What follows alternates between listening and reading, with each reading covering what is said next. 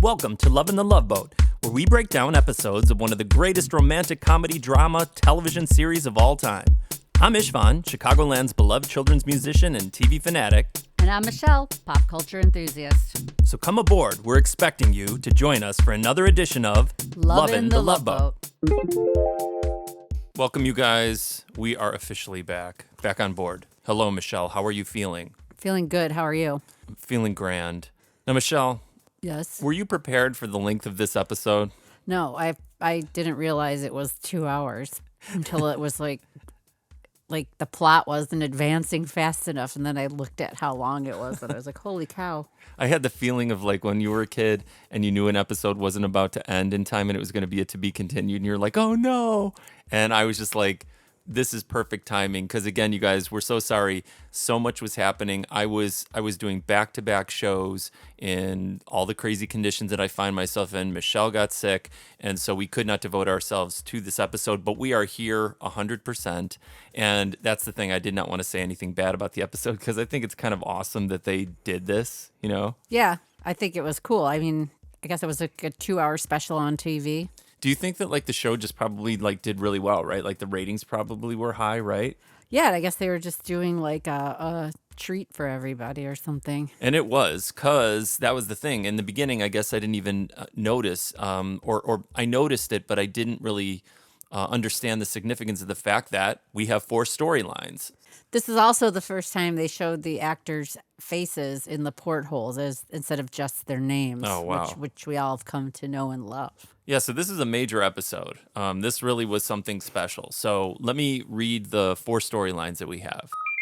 First off, we have The Eyes of Love, written by Tony Webster. We have Masquerade, written by Louis Pelletier and Marcia Muldoon. We have Hollywood Royalty, written by Ray Jessel. And finally, the special 4th storyline, we have The Caper, written by Gordon and Lynn Farr and Ben Jolson and Art Bear. That is a powerhouse writing team, that's for sure. Wow, that was like the longest, I think that was the one where they showed the most antics and things, so. Yes, maybe let's do this together. I would like to do a big showbiz roll call of who we have, because we have quite a few people on this show. So, ladies and gentlemen, we have the guest stars of Desi Arnaz Jr. as Steve Hollis. We have the beautiful Adrienne Barbeau as Kathy Randall. We have Harold Gould, Michelle. Yes, as you would know him from many things, but most notably, he was Rose Nyland's boyfriend, Miles. Also, wait, who is that? From what? Golden Girls. Yeah, see, not everyone knows that. I certainly do not. Yeah. Sorry, I thought I said Golden Girls. And also, when I first liked him as a kid, he was Rhoda's dad. Oh my gosh. So he's a heavyweight sitcom actor. He is playing the role very beautifully as Vernon Crowler. We also have Fernando Lamas. You look marvelous. As Bill Teague. We have, again, in our world, she looms large, Miss Michelle Lee is back as a Hollywood superstar. And she really is a Hollywood superstar. Yes. It's like her 3rd time on? Yeah.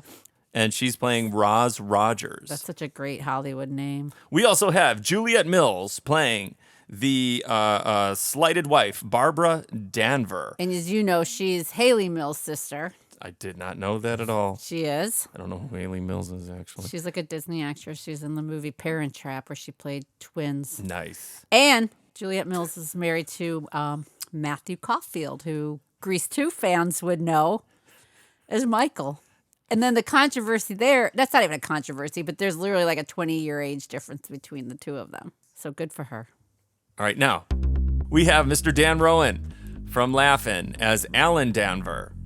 We have John Schuck. Ladies and gentlemen, he constantly plays a tough guy on this episode. He is simply known as Ox. Yeah, and if you saw his face, you would he was like a character actor. You know everything when we were kids. It's not Richard Kiel or whatever, it's this dude.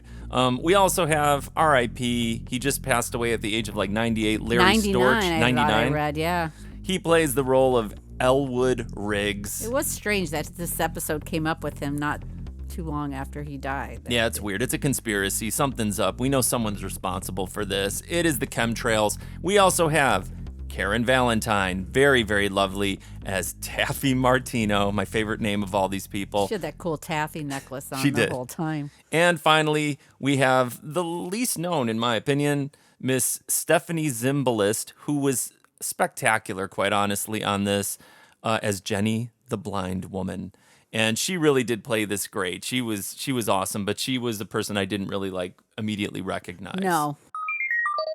All right, let's kick it, dude. This is, what is it? It's almost a 2-hour episode, you guys. Yeah, I suppose they left some time, obviously, for commercials, but... Commercials. Michelle, post-COVID, she says a lot of words different. Commercials is now commercials. All right, so how does it Picked open, up Michelle? an Italian accent while I was sick. Michelle, who do we have on the cruise first? Who comes on? Is that your Fernando That's the Lamas best or I can do. Desi Arnaz? It's kind of both, but that's as Isn't it weird though too that maybe Desi Arnaz could have played that role? There's a Latin actor that I didn't think of Cuban. that. Oh, whatever. I was obsessed with Desi Arnaz Hair? Jr.'s hair. Yeah, that was basically my hair in 8th Since grade. we really like to talk about people's hair on the Love Boat. I mean, that was my haircut throughout the 80s. I mean, seriously, because that's all they would give you. It was mandatory by law. I think you could only really have that haircut. So everyone's excited on the ship because these two superstars are about to be on this cruise. Right. And they're coming on, really, they're supposed to come on just to Relax. yeah, just Get away. be regular people, get away from, Hollywood and all that. But they are being obviously followed by paparazzi and Michelle Lee and Fernando Lamas. yes. And they make kind of a big Entrance. yes. All right, everybody. Just one more shot and that's it, all right? Yes, after all, this is supposed to be just a quiet little vacation for two. William and I were trying to slip away unnoticed. Miss Rogers, is it true the Star of Kashmir cost $1.2 million? Well, actually, originally, it cost $1.5 million. But you see, my sister works at Tiffany's, so she got an employee's discount. So for some reason, she brings allegedly this $1 million necklace, the Star of Kashmir. That's such an intriguing name. Dun-dun-dun, dun-dun-dun. And she's wearing it on the cruise ship for some reason. And so that invites crooks to the ship, bumbling crooks. A crook crew. It's Taffy Martino, it's Ox, it's Larry Storch, and it is Gould. They are like a criminal team. And it's like the classic team because Harold Gould is he's the ringleader. Then you have kind of Mastermind. the daffy blonde, But it doesn't pretty make sense. woman. And then, Storch is the henchman, I guess, for lack of a better word. He does, and then Ox is the dumb, strong guy. But it doesn't make sense because you don't really need a strong guy, and he screws everything up. I guess it is strictly for the comic relief because I will get to that a little bit later. There's some serious Flaws. yes, with the use of Ox and why they would bring someone like him to jeopardize this, Right. operation that they are under. But they all come on the ship, and you see sort of the dynamic between them right away. Thank you, my good man. Here you are, my dear. Careful. There we are. All right, have you got everything? Yeah. All right. One final word. Once we're on the ship, we all act like ordinary passengers. Oh, I thought we were here to steal the diamond. Ox, you promised not to think this one. I am not sailing with that moron. Well, when you can't talk about Taffy, Ox, will you put him down? Hey, down is that way. No, I like these guys, Michelle, because I think you have mentioned one of your things that you talk about a lot. You love to talk about Jerry Lewis Telethon. It's one of True. your touchstones in life. It really is. And you also talk about It's a Madman Yes. World all the time. I do. And this has that sort of vibe to it because we like stuff like that. Growing up, you had Cannonball Run and you had, things like that had this crazy crew of people, and they are basically delivering that to you in a smaller way, but they all do it great. Larry Storch is outstanding. He sure is. Oh my God, I love him on this. He's so good. And that Gould dude is great. Yeah. So is what's her name? Taffy, the woman. She's so good. She's perfect. I mean, literally perfect. They all are. Her Ox is great. They all play those roles so campy and so great. And again, as a kid, I would have loved this. As an adult, I still love it very, very much. So we see those guys, and you know that you're in for some antics and fun. And then after that, we must move on. We have the most dramatic element of the cruise. Who arrives, Michelle? Desi Arnaz Jr. Well, first it is Oh yeah, the blind. Stephanie Zimbalist being accompanied by Gopher, and she is blowing his mind with her intuitive skills. Now, this is our purser's lobby, Jenny. It's big. Where do the stairs lead to? Promenade deck. How did you know that? It sounds big. And I can hear the people walking up and down the stairs. That's amazing. If you show me around the ship once, Gopher, I won't have to bother you anymore. Okay. And then I'll let you show me around the ship. I keep getting lost. Come on. Let's check with Julie and see if she's got your table assignment for dinner. What's also astounding is that a blind woman would even want to go on a cruise by herself. Yeah, I guess that's true. Why? I mean, so weird. It is. It is kind of strange. I mean, I could see if you would go with like a relative or a friend or something, but to completely go on a cruise by yourself blind is just strange. It is, because a lot of it is like seeing Visual. things, really. You know what Right. I mean? I guess you could hear the ocean. Right. It's not like you're on the beach or anything like that. It is an odd choice. I didn't think of that. And then coincidentally, Yes. her friend from blind School. school, school for the blind shows up, Desi Arnaz Jr. Well, it's kind of amazing because she knows it's him just by the sound of his voice. Right. So then they are like reconnecting after all this time. And it Yes. seemed like they were friends or they had crushes on each other maybe when they were younger And they make plans to get together and meet for dinner and drinks. Mm-hmm. And then she goes off to find her cabin. all by herself. And Desi Arnaz Jr. reveals that He can see. He had an operation series of operations. and he has perfect sight now. Yes, and he did not, I think he was just kind of like taken aback by actually, no pun, seeing her. And he did not feel that he could tell her right at that moment. It's actually the first time I've ever seen her. I was born blind. We met at the school. She had her vision until she was 14, and then she lost it. But now you can see. Yeah, a couple years ago I underwent a series of operations. Oh, that's fantastic. I just couldn't blurt it out. She hasn't been as fortunate. Oh, hey. We understand that. I'm going to tell her later. There are a lot of things I'm going to tell her. Like she's beautiful. And guys, you can't have a mega cruise like this without sort of infidelity. So, It's kind of like a stressful love triangle. oh, yes. So the last guests to arrive are Mr. Rowan and his wife. Juliet Mills. He is nervous as can be. And the reason being is I don't know why he sent a wire instead of just called her up. Yeah. He sent a wire. When you're about to go on a cruise and your wife finds the tickets that you had really actually purchased for your mistress, maybe give her a call and tell her that instead of relying on a wire, because Everybody in the 80s used wires. I guess so, telegrams and Or wires. 70s. Or more, what is it? Morse code. Yeah. So it's just like, Called her on my CB. oh yeah, that's true. The connection was bad. Tell her that the rubber duck is like on the cruise.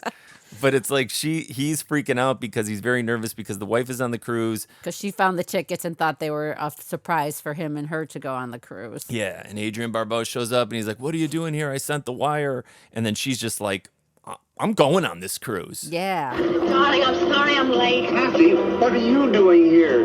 Didn't you get my telegram? What telegram? I wired you last night. My wife found the tickets. She thinks they're for her. She's here. So I get left high and dry again. Darling, I'm really sorry. I really am, but you can't come. I'm coming. Look, Alan, I'll buy my own ticket. No, you don't mean that. I'm staying, Alan. I think it's about time you decided. Who's it going to be? Barbara or me? And guys, with more confetti than you've ever seen in your entire life, we are off to the races. We are on the high seas. Yeah, there's a lot to pack in this 2-hour episode. There really is. So I think, Michelle, we should confront and address the most dramatic element of this cruise, which is Desi Arnaz Jr., the newly sighted Desi Arnaz Jr., and his I don't know, not old flame, but like this person that... Old friend. Yeah, old friend, that they get together, and it doesn't take long for him to finally reveal that He has sight. he can see. Yes, Jenny. I see the sunset. I see two sunsets. I see the sunset that's actually out there now. I see an even more dazzling sunset that you've just helped me see. I don't understand, Steve. Jenny, I had an operation after I left school. I have my sight. Steve, that's fantastic. I'm so happy for you. But why didn't I tell you before? I don't know, it's just that... Steve, you of all people, you're not feeling sorry for me, are you? Are you kidding? Because I don't feel sorry for myself. I'm just glad to be here. To be part of a world where there really are miracles like that sunset. And you're being able to see it. So she seems to be okay with it. Yeah, it's a little startling to her, and you'd imagine like what she might be feeling. And like I said, I think that she really, really portrays that really well. I think that she does some seriously flawless soap opera actressing. Oh, yeah, for sure. It's also weird that he's on a cruise just to go to, where's he going, Puerto Vallarta? Yes. But why wouldn't you just fly to Puerto Vallarta? But then I guess you wouldn't run into your old friend from school. Yeah, I don't know. Wow, you really think about things that just don't even... I kind of let that stuff go, you know what I mean? Because then there would be no show. I know. I would be the worst director of the Love Boat. Where he just... Because everything would have to be realistic. He just flies. It'd be like 5 hours long, and then they would be so boring. No, your episodes would be 5 minutes long. It's like no nonsense. It's just done. Oh my gosh. Yeah, I don't know. But he did decide maybe he's afraid of flying. Your father doesn't like to fly, so maybe he can't stand flying. Why can't you think of that? So he can only... I don't know. In that one episode, was it J.J. Walker? He was driving everywhere.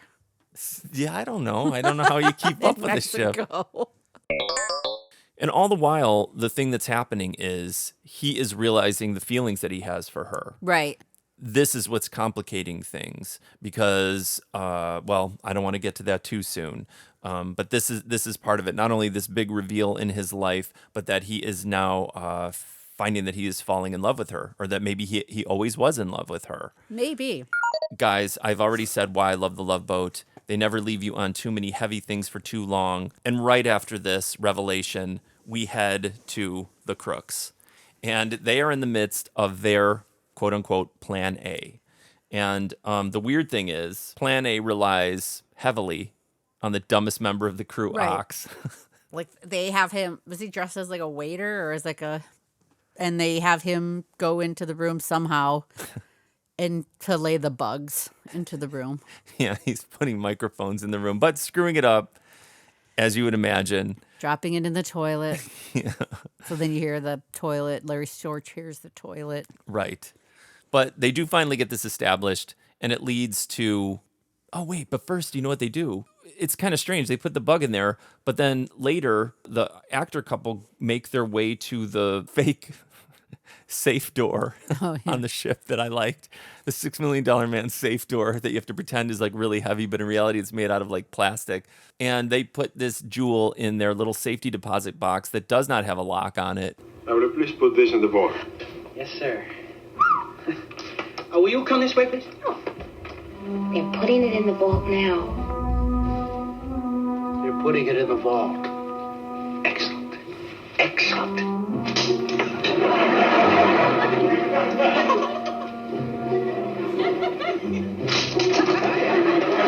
Not exactly Fort Knox, but not exactly your average piggy bank either. Well, I'm sure it'll be safe, but if not, back to Tiffany's. There you you are, sir. Right in your box, Promenade Suite 242, safe and sound for the night. Well, I hope so, because if he gets lost, he's going to come out of your salary. Then you better hope I live to be 194. The crooks then have to make their way to the part of the ship that is directly above it, which just happens to be what? So, yes, they have to go to the sauna to get to the area where the vault is that keeps the valuables. And they had a lot of clothes on. Yeah, and then like it was very hot. Like it's really hot, and then like the dude can't turn the like one little hose spigot that's in the sauna. Oh yeah, so he turns it up. No, he doesn't turn it up. He can't turn it at all. And then he calls Ox in. That's the only time that Ox is really actually useful. And then he's too powerful, and then he just rips the whole thing off. So it's just getting hotter and hotter. And they're in there sweating and drilling with the world's largest drill. It's like super loud. Yeah. And this is the thing that didn't make any sense. They see like Taffy Martino, she's the flirty sort of like distraction for like the men on the ship. And so she goes to see Gopher in the hallway, and then she gives him a massage right in the middle of the lobby. Yeah, it's like the captain. It's so weird. It's so inappropriate. Like he just he's like a crewman.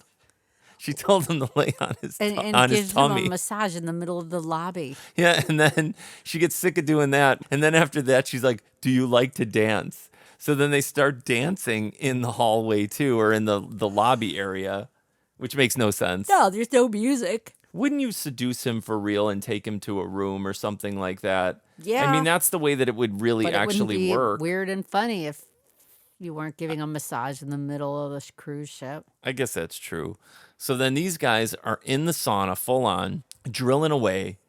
And then, like, the guy's very impatient. And Larry Storch is warning him, hey, the drill's going to burn out. How's it coming? Just a little more. The drill is overheating. Don't stop. What happened? The drill burnt out. But we got it. Clean as a whistle. Okay, now to get the diamond and make the switch. Yes, so they're through. And this is the stuff I like, because then they have all sorts of like tech stuff that I liked when I was a kid. Oh, yeah, like the little scope. Yeah, the scope, like scopes. And then like the arm thing like your grandfather gave us, the little clip thing. Yeah. And it opens the drawer. So I loved stuff like this. He knew exactly which drawer it was in. Well, yeah, they were following the whole thing. They're good criminals on that regard. They just brought dumb Ox, which was a big time mistake. So then they do that. They pull the little safety deposit box open. They grab this giant clowny glass-looking jewel. Doesn't even look real. And then they're pulling it up by the little tiny chain. And then all of a sudden, clink. This jewel is too big. They can't get it through the hole that they drilled. Right. And so then Gould says, we'll have to drill another hole. With what? With one of the other ones. You had 4 special drills made, didn't you? That's right. They were in Ox's bag. Well then, get them from Ox's bag. Okay, but if I'm not back in a hurry, it's not my fault. Hmm? Ox left his bag in Los Angeles. Of course he did.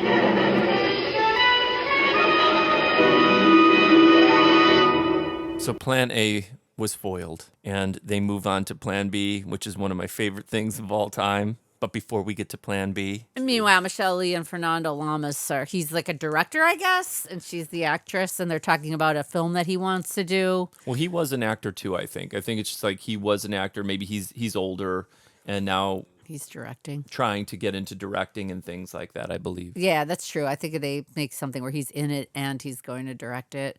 They're arguing because I think she just kind of wants to take a break and relax, and he's pushing for them to do the next movie. And he wants to go over the script, and I think she just kind of wants to be on vacation.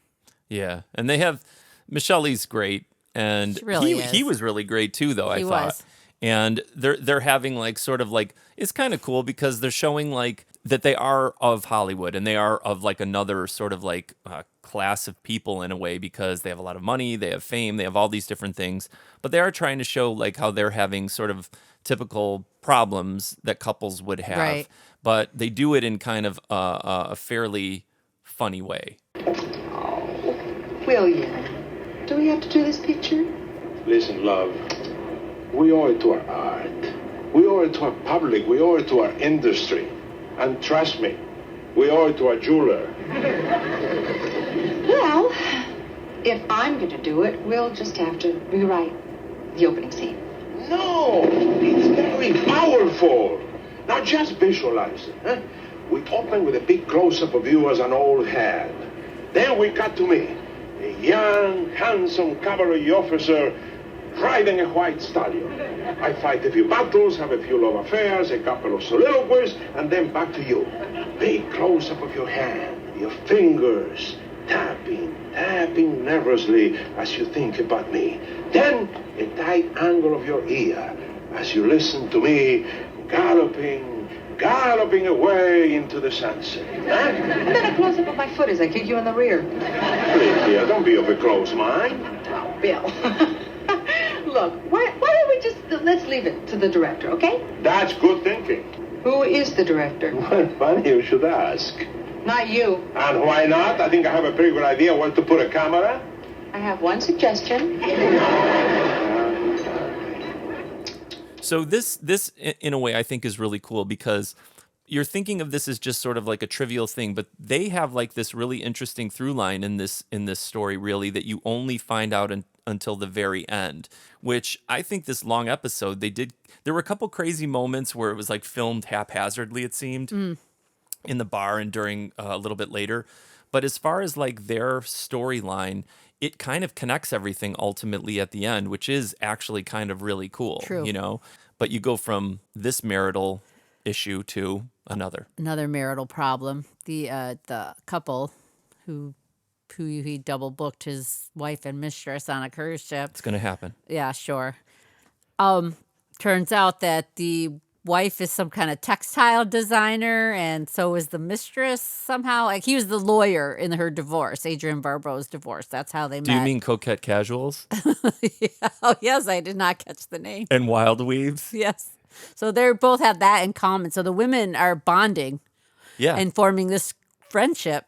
And much to his dismay. Yeah, because like he's in the middle. He's about to have a heart attack. While they're getting along and having a great time together. Yeah, they do hit it off completely with one another. And, you know, during this, because of that, Adrienne Barbeau starts to realize... this is a nice woman, and I much different than what am I doing here? Yeah. Very smooth. You'll give away your whole show. Me? How about you parking yourself under her nose for 24 hours a day? Alan, I know it seems strange, but when I came on this ship, I thought of Barbara as the enemy. Now that I know her, I really like her for a friend. Yeah, well, she's a great girl. I don't understand. If you feel that way about her, why did you start up with me? Well, you're a great girl, too. I see. The more the merrier. No. It's just something's been missing with Barbara and me. Been missing for a long time. Sex rears its ugly head. No, I mean, just sitting around and talking, hanging out together. I've been married to Barbara for 7 years, and I don't know who she is. Do you have any idea who I am? You are a sweet, warm, wonderful person who listens and gives and cares.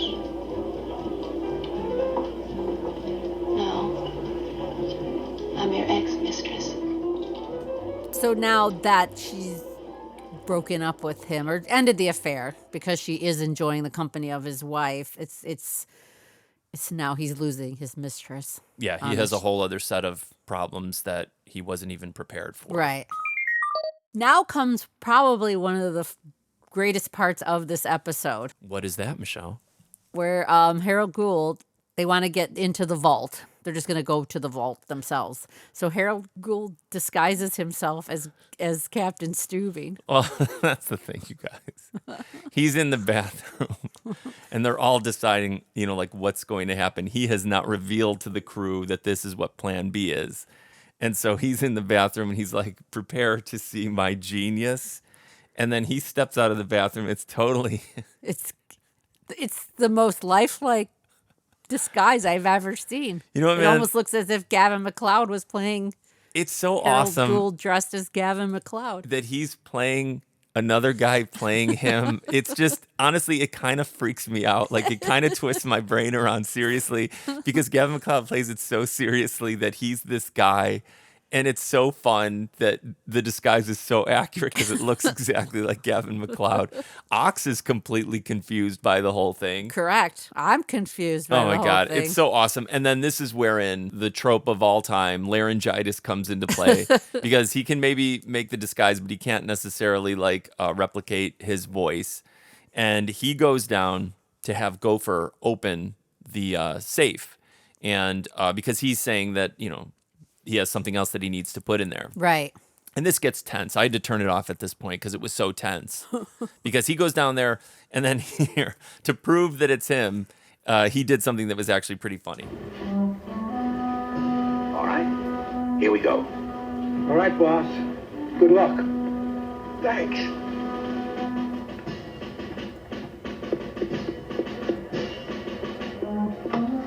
Hi, Gavin. Mr. Smith. Captain. Boy, that was a short tour. Yes. All she did was talk about you. Oh, really? What's the matter with your voice? Laryngitis.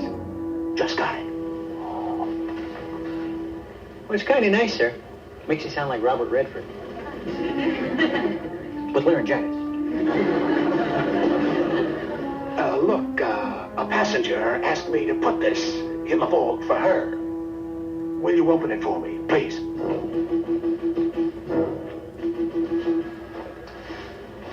Before I open the vault, can you prove you're Captain Stubing? Open the vault or you're fired. That's good enough for me. The real Gavin MacLeod starts to come downstairs. He was with Taffy or whatever her name was. Yeah. Because she was trying to distract him. But you think that he's gone, but he comes back really fast. Like, it happens really quickly. So they're hiding. The fake captain is hiding while the real captain, and then Gopher's completely confused because his voice is back to normal now. Morning, Miss McCoy. Morning, sir. Gopher? Gopher?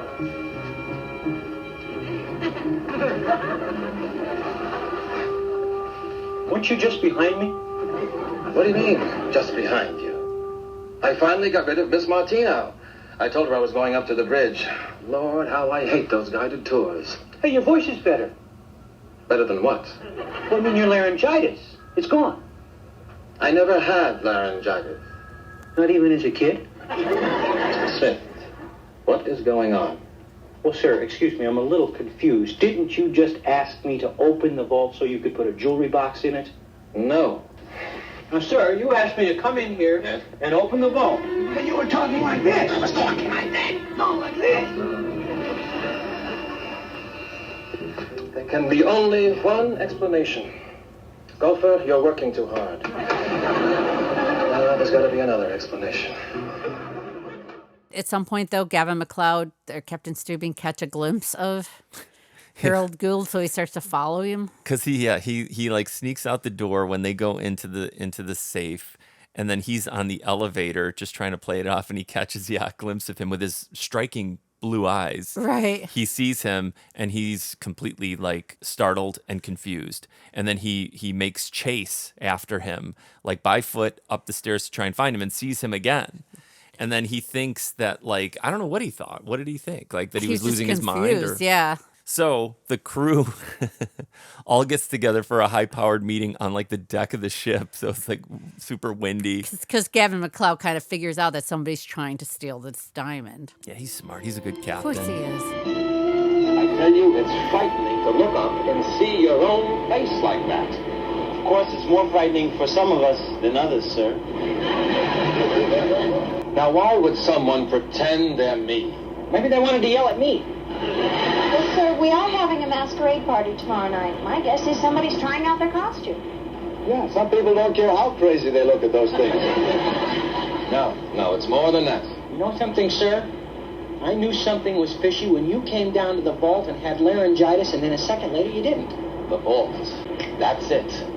Someone is trying to steal the Star of Kashmir. Hey, I never thought of that.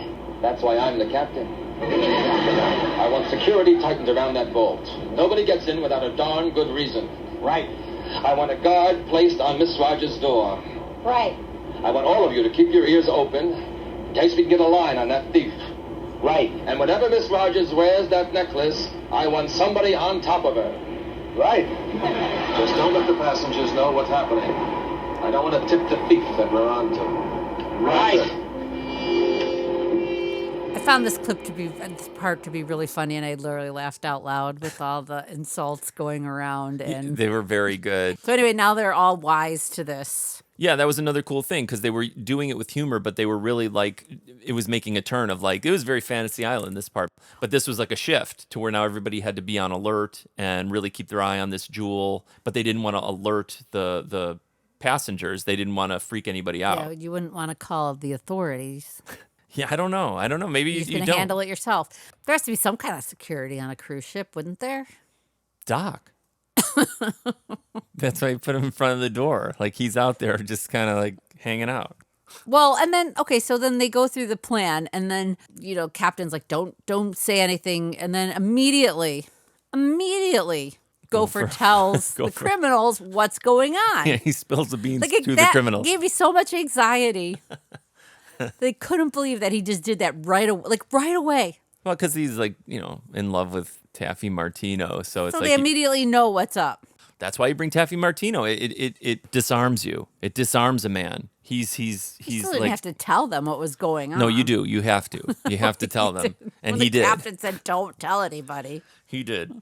The worst part of the whole ship is when the blind woman and Desi Arnaz Jr. were swimming in Mold pool, like when they're both swimming around in there. That pool never looks good. That pool is the worst thing. I would rather dive into a swamp filled with, I don't know, with like Gosh, you raw watch all sewage. those videos now of cruise ships, and the pools are like spectacular. Everything looks insane.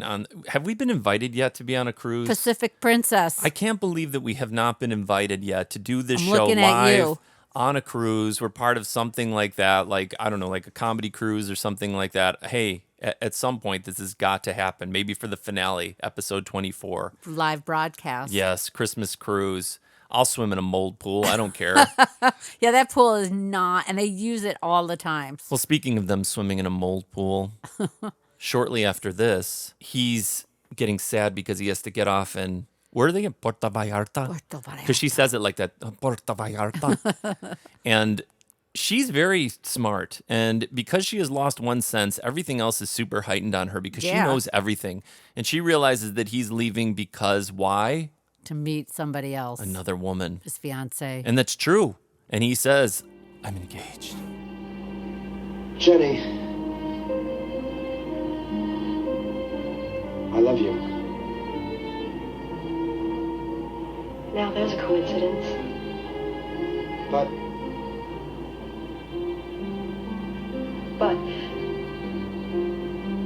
it has to do with Puerto Vallarta, doesn't it?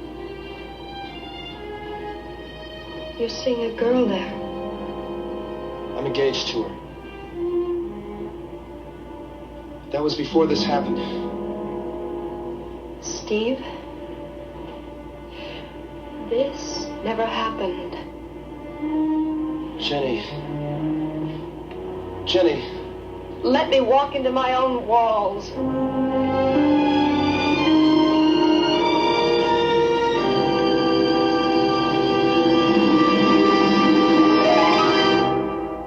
But what happens though? Like he says that and he's got to get off and it's just like, does he reveal that Because doesn't he come back? he does come back? I mean, he does. And then I he just don't tells her then that like he broke it off. Come in. Jenny, Why did you come back? I broke my engagement to that girl. You made a mistake. The only mistake I made was getting engaged to her in the first place. You're crazy. You could have a normal, happy marriage with that girl. What makes you think that marrying a girl who can see guarantees a happy marriage? How come millions of couples with 20/20 vision get divorces? Besides, I love you.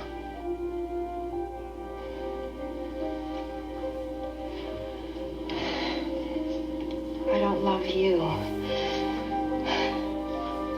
I like you very much. I don't love you.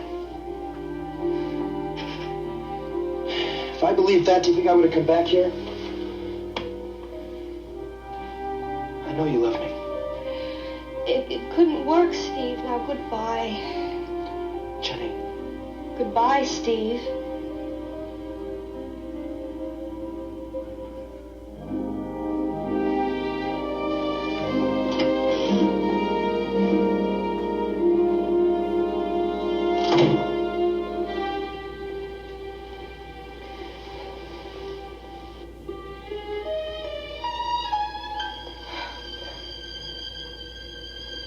I knew you loved me.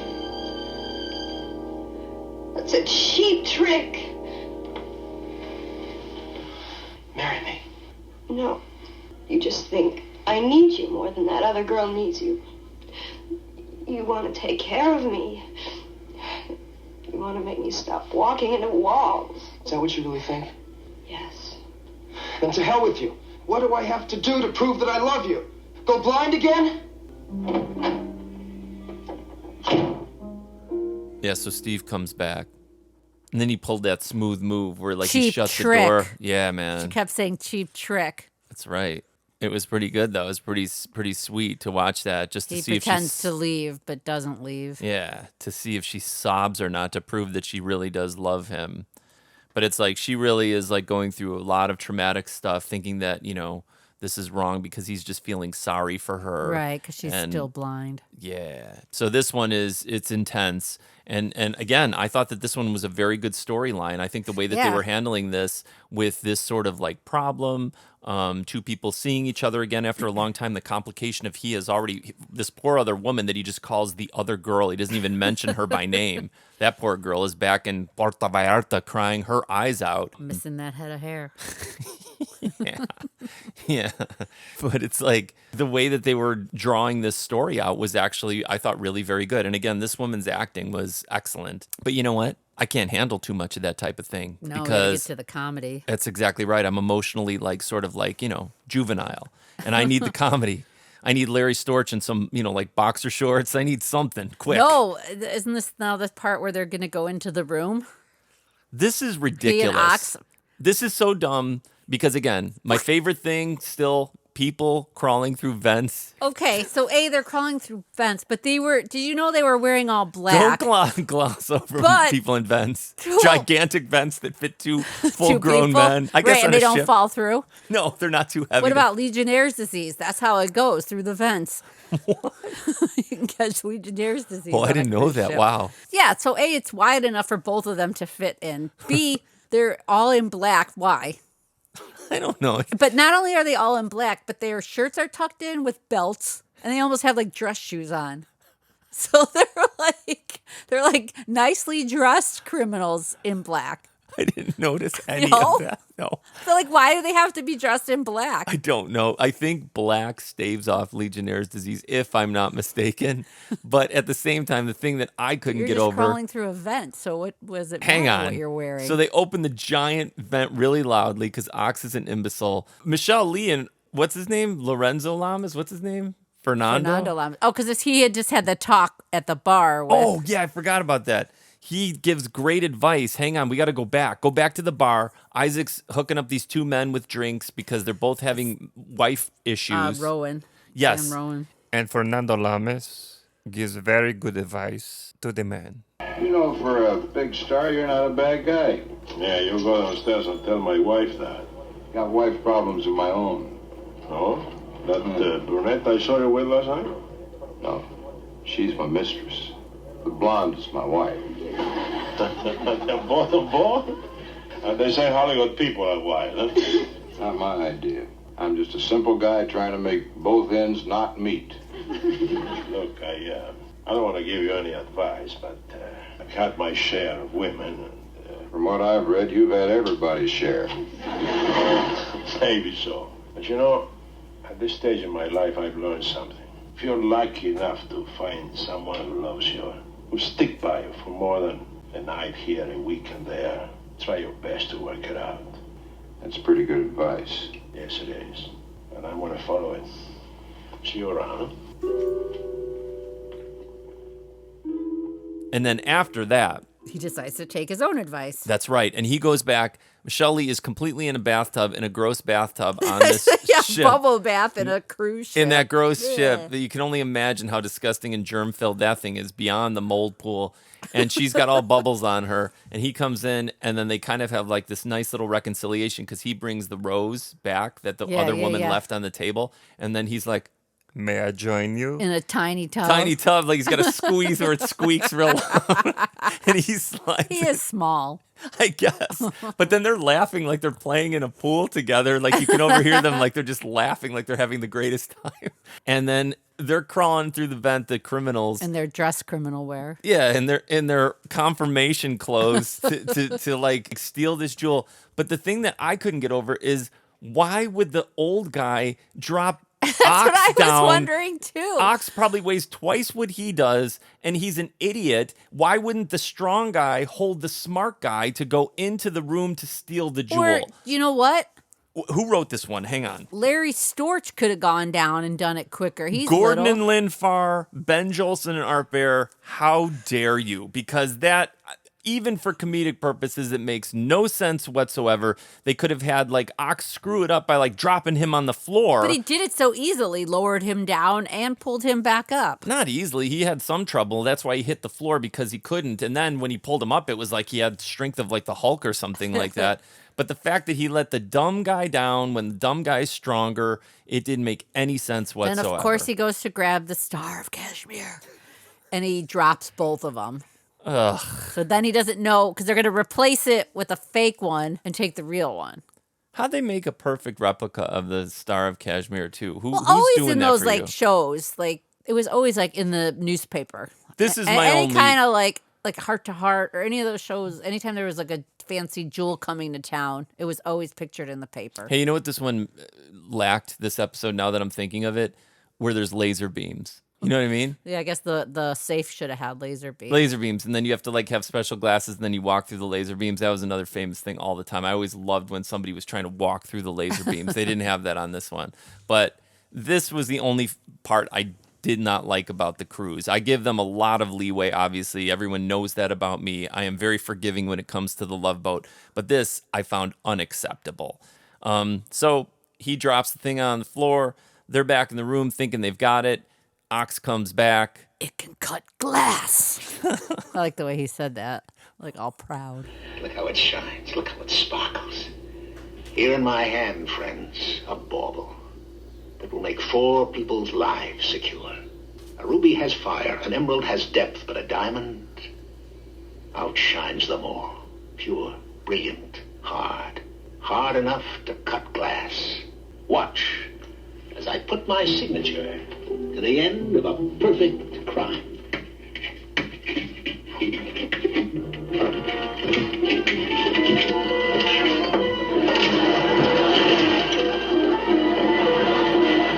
Fool! You left the real diamond and brought back the fake!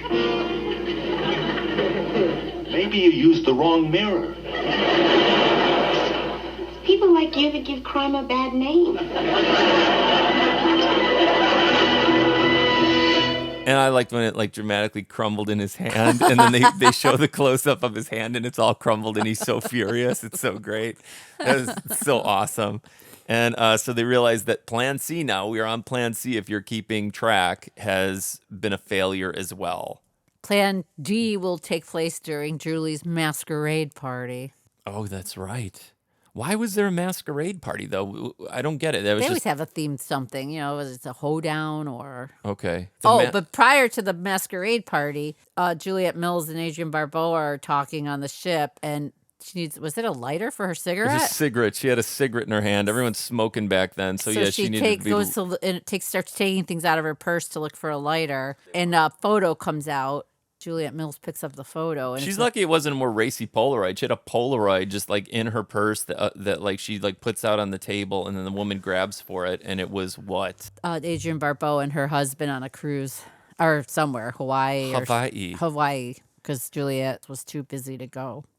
That's what we find out. Juliet Mills, she's engrossed in her work at Wild They Weaves. almost punished her for being a just a driven, successful businesswoman. So she sees the photo and then she takes off, and then Adrienne Barbeau goes after her, and they have like a. Well, Juliet Mills realizes, oh, I'm the woman. Because in the very beginning, I don't know if we touched on that, when she first met them, he freaked out. Adrienne Barbeau came up to them to introduce him. It's like, Alan, oh. And then she said that she was supposed to be on the cruise because Juliet asked her, why are you here on your own? She's like, I was supposed to be on here, but his wife found out. And so then now she's saying, I'm the wife, you know? So it's like they tied those two things together. And Adrienne Barbeau plays this very well. And she does. She's a good actress. Yeah. She was concerned and understood how hurt she would be. And then she comes up with a plan for her at the masquerade ball. Well, she also tells her that it's over. You know what I mean? She explains to her that more importantly, you know, she had told this to him, and their plan though is to see if he is really worthy of her. Trickery. Kathy, I've been doing a lot of thinking on this cruise.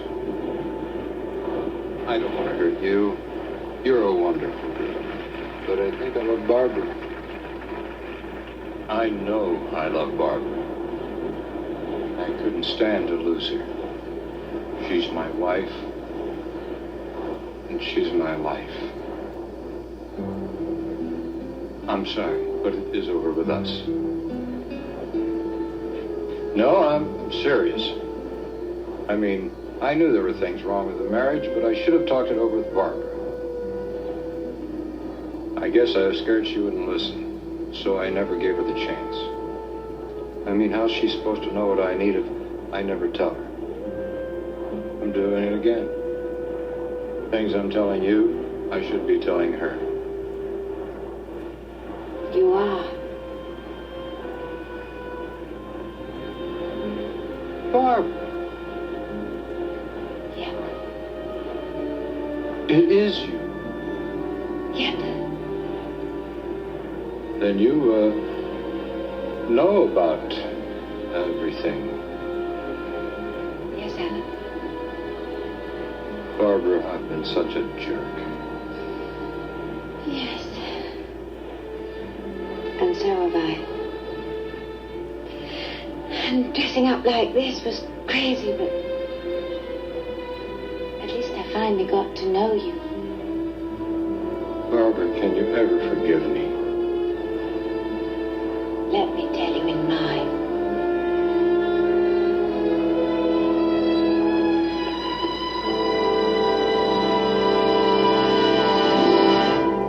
And so for those guys, it basically wraps those guys up. Yes, you know what I mean? He did prove that he still loves his wife.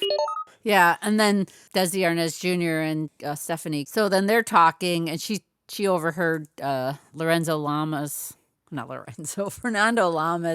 Renegade was on the ship. Michelle Lee talking about how they're going to buy this yacht and have all this crew. And then she says to Desi Arnaz Jr., don't ever let me get like that. Yeah, where you buy your love. And they overhear her. And they really, really took it to heart. It really hits home, man. Yeah. Like, wow. Now, speaking of the couples that were dealt serious problems and had things to work through, Desi Arnaz Jr. has made a lot of efforts to prove to her that he really does love her. And I mean, he really did. He broke up with this other person. Right. He was nothing but kind. And then finally, after that, see, they didn't just get to that. It took a little while for them to get to it. He sends, because I don't know that we ever said it, like her favorite flower is a rose. Right. He sends... 6 dozen roses to her room. And then she goes to his room. And she has finally realized that this is the real deal. Jenny. Steve. Please, listen to what I have to say. Last night I acted like a fool. I was wrong. I love you. And I know you love me. I do want to marry you, and if you still feel the same way, I'll be waiting in my cabin. I'm going now.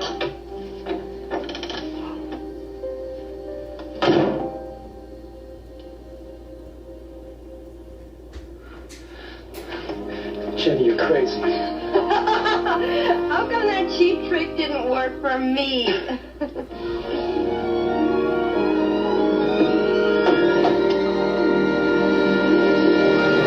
And they are now together. And I thought that was really, really nice. Yeah. So then quickly, they do not jump in a bathtub together because they're normal human beings. Huh. And they get dressed up as what? We don't know what the girl is. I forgot. I have to see it again. She's a criminal, like a prisoner, old school prisoner with the stripes. Right. And they head down to the big masquerade. Oh, she was Justice. Oh, God. Because she had a the stretch. scales. All right. She looked pretty, but it's like not maybe the best costume on the Well, ship. it's because then they went together, Justice and a criminal. There you go. And so, well, she could have been a cop. It would have been good if she was a cop. But like, they go to this big masquerade ball. And then Plan D goes into effect. The brilliant Plan D of turning the lights off. And then grabbing the necklace off her. But in reality, In the melee, in the confusion, in the darkness, they should have had like night vision goggles on. Yeah. Larry Storch should have brought those in his bag. He did not, though. Gould, mad grabs. Like, it would have been different that, like, Captain Meryl Stubing's body is different than well, and like Shelby's a body. metal medallion with points on it is a lot different than a smooth diamond. He grabs the wrong thing. He grabs- grabs the costume jewelry that's on Captain Stubing's costume. They go off to the deck of the ship to celebrate and realize they're on Easy Street now, and he realizes he grabbed the wrong thing. So this time he messed up. Right. But it's just their luck that the two superstars leave the dining room conflicted by this sort of encounter they've had with this intuitive, wise, blind woman. And then they start talking to one another about what is important in life. Yeah, not material things. Thinking what I'm thinking? Yes, that blind girl. We need a character like that in the movie. Touch of reality. It's not the movie that needs reality. It's us. Yes, I'm afraid you're right. What are we doing this movie for anyway? We have all the money we'll ever need, all the material possessions. We have so much. She has. Ooh, Nothing. everything. Everything that matters. Humanity, warmth, love. We could have love, Bill, if all these things didn't get in the way. I don't want things. I want us. What do you want to do with that? Throw it in the ocean. Me do it.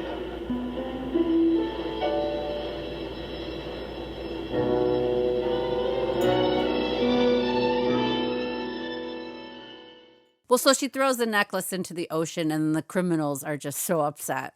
As well, they should be, because 'Cause the that thing was was supposed to be all $1.5 for million, and she tosses it into the ocean like we don't need this anymore. But at the end, we do find out Yeah, what?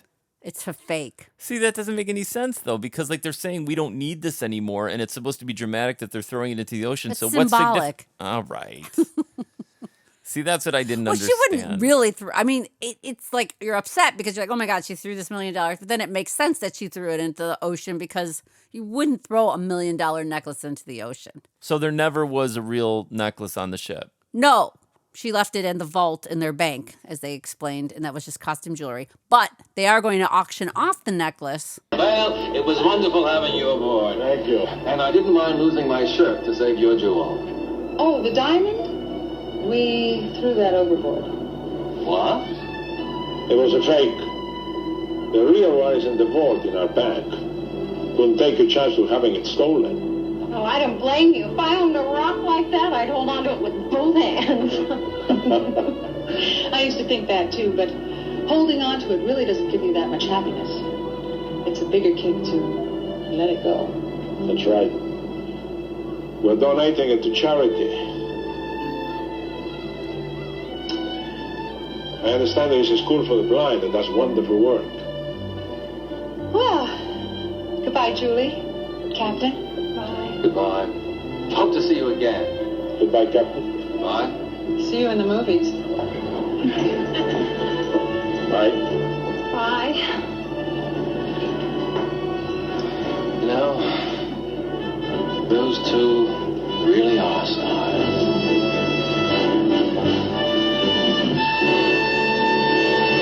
So everything's like wrapping up. Yeah, this is why I thought that it was cool with their storyline, because their storyline was sort of like Hollywood people, just kind of a relationship where you think it is more of like the Sherman Hemsley sort of like honest or type of a thing. But in reality, it does have this through line through the whole thing and ties these other relationships together because he gives good advice to the other husband. Yeah, they really did tie like all the storylines cool. together this time, more so than they ever have. Did we wrap up the criminals? So they're leaving the ship too, and they're like, "Where's Ox?" And then this doesn't make any sense and was so random. That he was rich? Yeah, Isaac's like, his driver came and picked him up and took him to his home in Colorado. I didn't understand. Like, and then he says Plan E or whatever, like meaning they're gonna go rob him. So all of a sudden, so why would he be doing crimes if he's rich? Because he's a sociopathic weirdo. It's like that was people just like so that weird. do That's such a weird plot twist for like a thrill in life. Like you just do crazy things like that. So anyway, he's wealthy. They determine he's wealthy, and that's what they're off to do next. See, you know what I thought was going to happen is that now you have to. This screws up the whole. We're going to donate to the blind and all of that. This like nice ending that they did. That Ox was really smart the whole time. And that he was just playing dumb. And he, in reality, is the richest of them all already, right? They're not rich, but like he is. And that he gets dropped into the room and then pretends that he got the wrong jewel. But in reality, he pocketed the good jewel. And then he gave those guys the fake jewel, right? He had another one. So he gives them a fake jewel, leaves a fake jewel in the thing. So when they throw it overboard, it's fake. You never, I get what you're saying. And like in reality, they think they threw like the $1.5 million thing, and that proves their love to one another. That's pretty profound if that was really the case. And that he left the ship early with the actual jewel. You know what I'm saying? That would have actually, yeah. That would have been a cool, right? Yeah, not that we should have been writing these. We were only 7 years old. We really missed out because I think we could have done some good work on primetime television in the 1970s. Constantly have Sean Cassidy on as a guest star.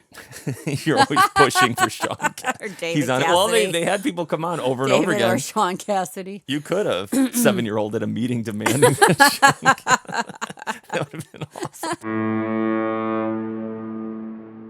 Well, I think for a 2-hour episode, it went by pretty quick. Yeah, and it was spectacular, action packed. I think that it's amazing that they took that much stuff and that length of time and pulled all that together in actually kind of a more coherent way than like even a regular episode was. Yeah, because usually they don't intertwine all the episodes like that, and they did. It was just like a movie, a movie, basically. It really was cool, and the way that like the storylines intersected and stuff like that, and still kept it fun and lighthearted and crazy and campy. I mean, these guys went for it, man. And like the fact that they pulled this off like midway first season is kind of impressive and crazy. For it. Aaron Spelling went for it. Aaron Spelling, man. All right, you guys, we hope you enjoyed this as much as we did. We're so glad to be back. I'm glad Michelle's feeling better. More to come. Obviously, episode 16 with, we're looking at it right now, our main man, Scatman Crothers. It's going to be a good one, I bet. I think we are in for something really, really good. So be sure to join us here next time. But until then, I am Istvan. I'm Michelle. Captain Stubing, please come to the bridge. And we are Lovin' the Love Boat.